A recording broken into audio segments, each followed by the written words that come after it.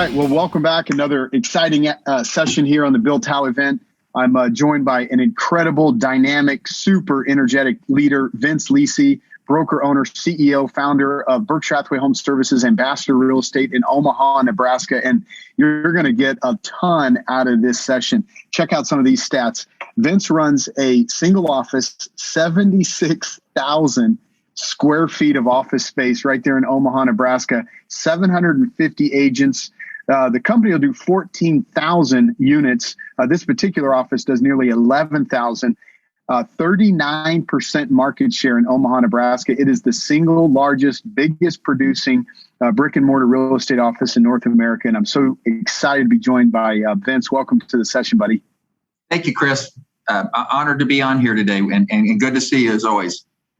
Yeah, absolutely. So we're just going to jump right in, Vince. You know that this whole event is all about teams and just helping teams wherever they are in their journey, just with some thought leadership and sharing. And I'd love just to hear from your perspective, Vince, because we'll talk about how many teams and how you support them inside of your company. But I'd love for you just to share, your thoughts on the marketplace and, what you think teams need to really be concerned or focused about moving forward. First of all, anyone that's not embracing teams, I think from a brokerage perspective is really short-sighted and missing the boat long-term.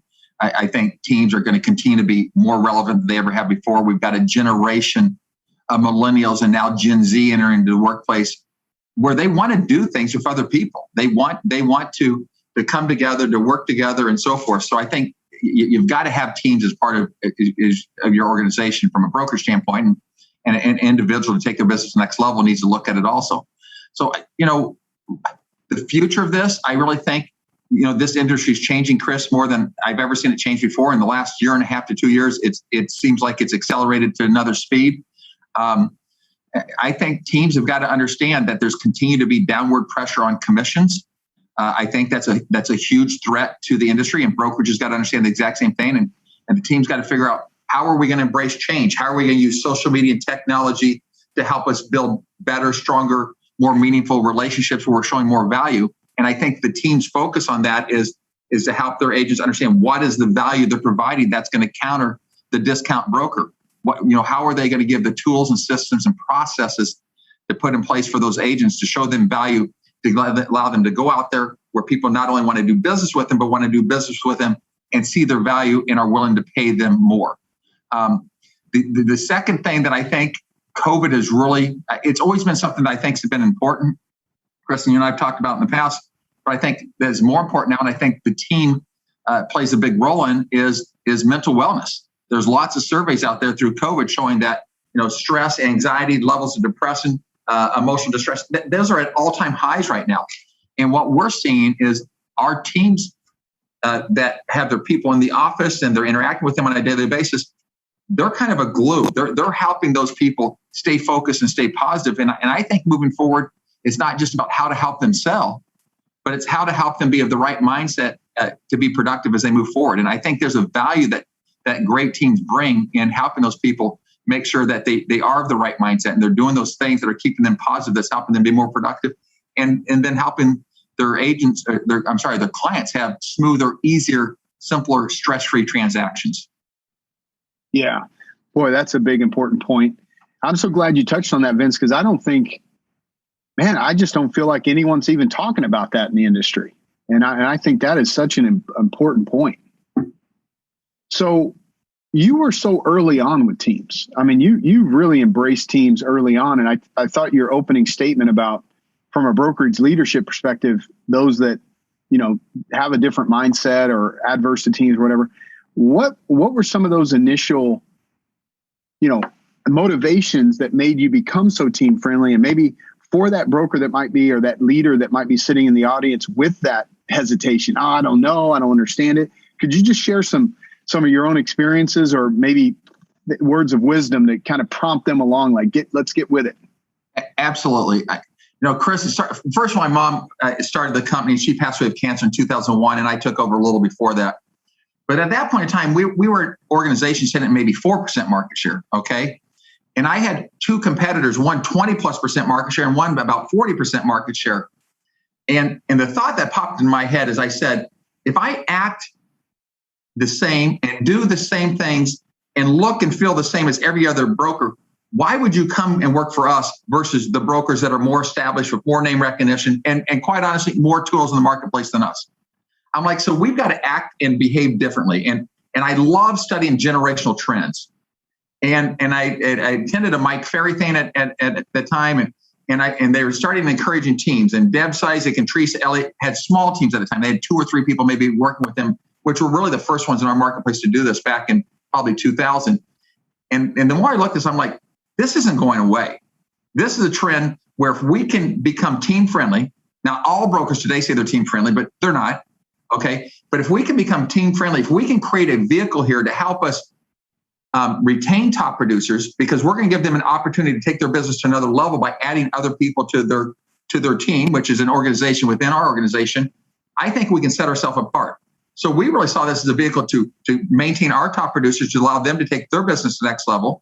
We saw this as a huge opportunity to recruit other top producers from our competitors, to bring them in there and say, listen, we're going to help you. We're going to walk through with you, help you set up systems, to help you understand how to build a team to take to the next level. So I just felt we had a generation, right? Again, the millennial generation was just entering into the workplace at that point in time, because they started being born in 1980.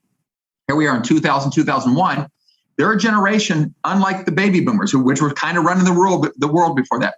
They're a generation of let's do things together, right? Everyone's getting a ribbon and a trophy, and it's a pat on the back. But it was a generation, unlike baby boomers, is me against the rest of the world, the hell with everybody else, are saying, let's do things together. I'm like, fundamentally, I think this is a concept that's going to really grow. And so we were lucky enough to make an educated guess there that this is something that makes sense, that gives people an opportunity to grow their business. The byproduct of that, it gave us obviously an opportunity to grow our business, because it attracted a lot of people to us when nobody else was really focusing on teams. So it was just like, we have to figure out how can we act and be different and look different than our competition. Yeah, I love that. That's a great competitive lesson too, right? That's like the blue ocean strategy, right? Get out of, create a new lane for yourself. I love it. So Vincent, so now it's more than 20 years, yes, of working with these teams and inspiring these teams and creating a great culture, which you've done, and we'll talk about. Speak to us about, just the things that, in your experience, stand out amongst the best teams in your organization. What are some of the common denominators, common traits? You just mentioned one of the most important words, Chris, and it's culture, right? Is the best teams are creating an environment where they're bringing people in to make them feel special. And I'm going to tell you, to me, this is so important. I think I might have shared this with you. I'm good friends with Seth Madison, Ryan Estes, and we do a monthly collaboration call. And Seth did a study. I'm going to head back to your questions, but bear with me if you would. Seth did a study here with another gentleman, I believe David Ellison, about a year and a half ago on leadership. And around the world and in the United States, he said, here's 56 traits. And they've asked leaders, and then they asked others, what's the most important trait to you? And I don't have these exactly right, but the 5 most important traits. Number 1 was belonging. 2 was relationships, family, community, and connection.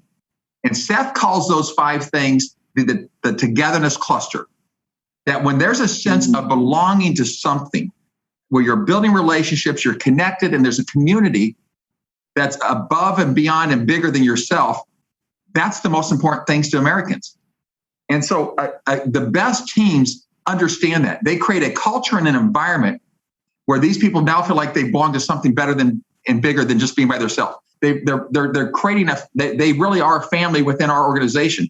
They're connected, and it's a community. So to me, the best teams understand we need an environment where people can come together. They feel like they're part of something bigger and more special than if they're doing it on their own. And I think that's a critical part, because now there becomes loyalty with those teams when you build those relationships, right? That becomes those groups, the best teams, they run around together, they travel together, they do so much together. So I think culture and environment is absolutely at the top of the list. The other thing from a business perspective that I think the best teams do is they understand we've got to have a weekly meeting. We have to have some system in place and a sense of accountability. Accountability is just critical to this process. In my best teams, quite honestly, most of them hire younger, newer agents.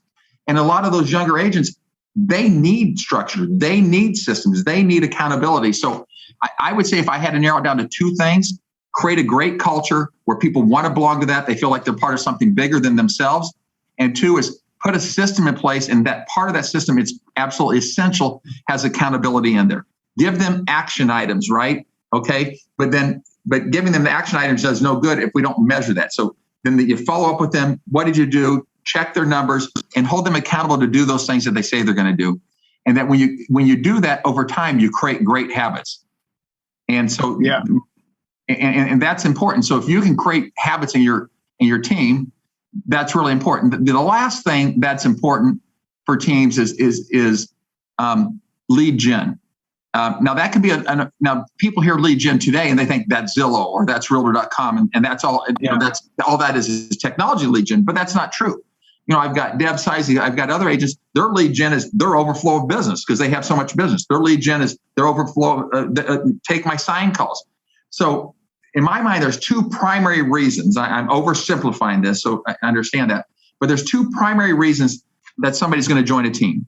One is they need additional support, right? That additional manager leadership to help guide them, to problem solve with them, to put systems in place for them. So an additional manager, mentor, support. And two is lead generation. Now, there's other reasons for that, but you better have an answer as a team leader is to, what is your support system? How are you going to help them through their problems? How are you that additional manager and leader for them? And I think the majority of them, the vast majority of them are going to say, okay, what kind of businesses am I going to get that I would not otherwise have if I was on my own? And so teams need to understand the answers to those questions when they're looking at people. Yeah. In other words, those are kind of the two pillars of the value proposition. They got to have at least those. In my mind, they do. Yes. Yeah. Yeah. And so, Vince, when you look at the other side of that same question, where have you seen team leaders continue to just stub their toe and fail at doing those things to achieve the success they want? Is it ego? Is it just not looking for help? Or what are those things that people should be cautious for? When people come to me and tell me they're going to start a team, my very first question, I don't tell them ever what to do, is I ask them questions. And my first question is, why are you starting a team? Because unfortunately, ego and wanting to appear big to everybody else is a really bad reason. That's not a good business reason. And in fact, I've talked some people that had large teams into smaller teams because they were not good managers. They were rainmakers. They liked doing what they wanted. They needed a couple extra people so they could have balance in life. So my question is, why are you doing this? Are you doing this to make more money? Are you making this because you want more free time with your family to do vacations or spend with the kids or whatever? But I want them to understand, why am I doing this first and foremost, right? And so if the purpose of doing it, and the number one thing that I see a number of people stub toes on, and I see the financials of lots of teams, and some of them are not very impressive. Some kill it, and other ones to the people in the public on the outside look like they're making a killing, and they're not making hardly anything, right? They're making less than individuals doing a fraction of the business. So the biggest downfall, I would say, is you don't understand why you're doing it, right? You don't understand what is your why, what's the purpose, what are you trying to accomplish, and how do you get there? And you're letting your ego drive this because the perception to others is, I'm big, I'm important, and so forth. And to me, that is the number one, not even a close second, suicide mission. Now, you got to understand, if I was going to say number two, I'm very biased. In your opening statements, you said I own an 81,000 square foot building, which 76,000 square feet of it is brick and mortar. I'm psychotic that we are in the relationship building first and foremost. And the best teams that I've seen over time is they bring their people together. That's how I talked about earlier, belonging, community, relationships, connection. That builds that togetherness cluster better than everything else. So you bring them together. It allows you to hear what they're doing. It allows you to manage them better, right? So they can be a sponge and learn off other people in that. So the other thing that I think is really important is telling people you don't have to come together. You don't have to get in the office. I just think, and I understand we went through this whole COVID world where everybody's working from home, but that's one of the reasons that the numbers are off the charts on anxiety and depression and stress right now. So I think that's the other mistake, is not bringing them together to create that culture, to physically get them together on a regular basis. And I will be honest with you, because my people pay for their space. I was completely stressed out the middle of last summer in the middle of COVID. And then last November and December, 8 of my top 35 teams all came to me and says, we need more space. We got to bring our people together. We're losing our culture. We're losing our competitive edge. And all of a sudden, the space that had opened up, all of a sudden filled up within a matter of a month or two, because everyone's like, we got to get back in there. And people saw that. So those would be the things. Don't let your ego make decisions, right? I always tell people, don't save yourself time or money today that would cost you time and money in the future, right? No successful business person in the right mind is going to say, oh, I'm going to save myself $100 today, knowing a year from now that's going to cost them $1,000 or $2,000. Don't save yourself an hour today for something that's going to take you 10 hours to do in the future. That's not what successful people do. Yeah, boy, those are powerful points. And so I want to just kind of pick up on that comment is, your model. You said you rent them space. I'd love for you to hit on basically two topics, and we'll go one then the other. But I'd love for you to share just kind of your model and how you support the teams in your company from a structure operation standpoint. And then second topic is you personally, because I know you are so successful and effective and passionate about being involved with your teams. It's one thing to have the structure that brings them in, but you're like so involved, and I love that. So could you hit on those two things one after the other? The first one again was what? I apologize. Just the structure, operationally, how you're set up. So we have what I'll call conventional traditional agents that are on splits with us. That's an option with us. We also have what we'd call as a maxi plan, where you pay us so much a month for being a team leader or having what we call the 100% program. And then there would be a fee to charge for your additional agents on your team. And those people would pay for their now you have to qualify. You can't even get a private office in our building unless you're doing a certain level of business. Okay. And then we have different size of offices, and you've been here. Most of our teams are in what we call suites, which are actually multiple offices together. So then they would pay based on a per square foot basis for their space on top of that. So that's kind of the financial model, Chris, of what we do. And then the support for that is, we still input their listings for them. But we encourage the teams to run themselves as they're an independent business. Use the name recognition of our brokerage. Use the marketing tools and the support that we have to help you grow your team. But we also want you to go above and beyond that. We encourage the teams, you need to be hiring your own staff and your own admin people. So we give them the rights, if they want to, on nights and weekends when we're not around, to input or change to input a listing or to change something on the listing, or so we'll give them some admin rights for things like that. But we're there basically. We've got a marketing department they can use. Okay, we've got staff that's going to input listings and process transactions and send it off to the title company. So we have all of those things that a traditional broker would do. But at the end of the day, we try to run pretty slim on our employees. We're like, let's be mean and lean on this. Let's make sure that we support the agents in whatever manner we need to. But let's also try to encourage them to be good entrepreneurs. Let's run this as a business. Let's make good business decisions. Let's hire people that help your people take their business and grow it to the next level. I love it. And that's really the second part of that question, which is the meat of the question. And that is you personally, Vince, how you spend your time, where you put your passion and energy. Could you just share, those things that you're doing to run the masterminds and set up this great culture that you've developed there in your company? Yeah, I mean, I've already done 2 hour-and-a-half mastermind groups today, and I did 2 of them yesterday. And so, to me, mastermind groups are critical, not just for teams, but they're critical for all agents. You need to get in a mastermind group, and for us, it's based on this attitude of abundance. I've got a crazy wall out there, and it's got a bunch of words on it, but the words we try to live on. And to me, is this attitude of abundance in our organization, which is really our DNA, Chris, is the attitude of abundance is when we bring people together in a mastermind group, 15 to 18 people, competitors with each other, right? They're independent contractors. They may go after the same buyer or the same seller. But we say, listen, if you guys all come in here, you openly share what's working, what's not, right? Here's my stumbles. Here's where I failed. Here's been my successes. You encourage each other. You learn from the past. You embrace risk. And you fundamentally believe the best is yet ahead, right? That attitude of abundance. I said, even though you're competitors with each other, if you all participate, you all learn, everybody walks out of this room better. I don't have a mastermind group of top producers that has over 2% of the entire marketplace, okay? So I'm like, that leaves 98% of the market. Okay, yes, we have 38, 39% of the market, but that leaves 51, 52% of the market. So I'm like, guys, if you understand this attitude, that you come into mastermind groups and you share with each other, everybody walks out of there taking what they did and improving. And there's always an action item you can take out of there to improve yourself. So I spend more time doing mastermind groups and planning for those and talking to agents than anything else, because I believe when you bring people together that are as good or better than you, and we put like production people together, that everybody's going to come out of there and they're going to win on that. So that's a huge part of how I believe we support teams, and quite honestly, how I believe we support all of our agencies. Let's bring you together.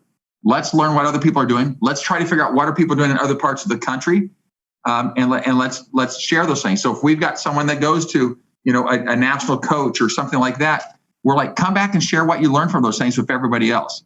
And so, Chris, there's nothing I probably focus on in a given week more than masterminding and connecting with agents, and then just walking them through. And again, like I said, it's not so much as giving advice to them. It's more of asking questions to them and making them walk through a process to understand why they would do something and why they are doing something, and to analyze what they're doing. And one of the things that I tell productive agents when I talk to them about hiring people that's so critical is understand what your time is worth. And so the general simple rule of thumb I give to everybody is that, listen, if you make $100,000 a year, your time is worth $50 an hour.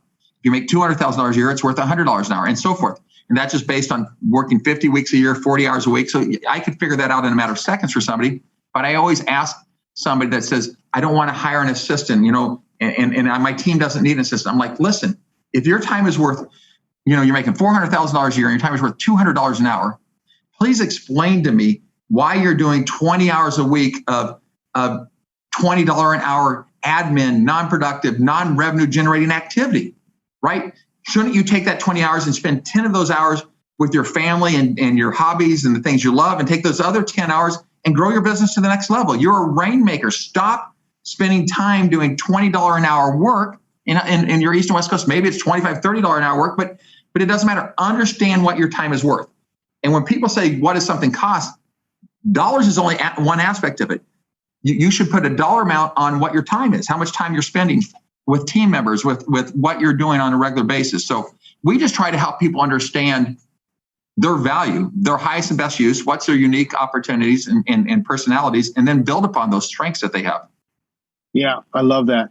And, the last question or comment I just ask you to share with the audience is, I feel like your role and your focus and your passion comes from the fact that you get up every day sharpening your sword so that you can add that value, have those questions, have that business discussion with the agents and the teams in your marketplace. So I just, could you just share with the leaders out there in this audience that aren't able to add value to their agents and their teams, they're not sharpening their sword. They don't know more than the people that they're talking to in some of these scenarios.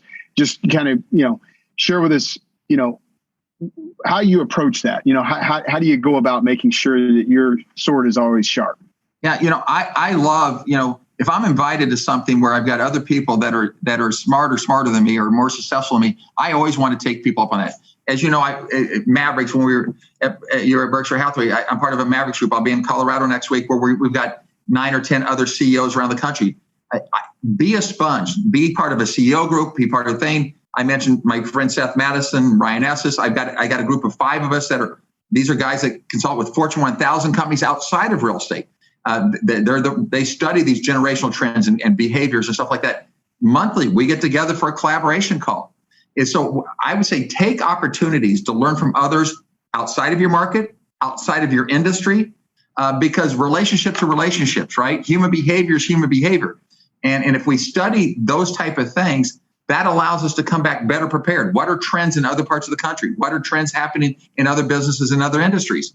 And so I would say, expand your reach to other people where you can be a sponge, where you can learn from other people that have walked in your shoes before, that are, quite honestly, the more successful they are, the more you're going to learn from them.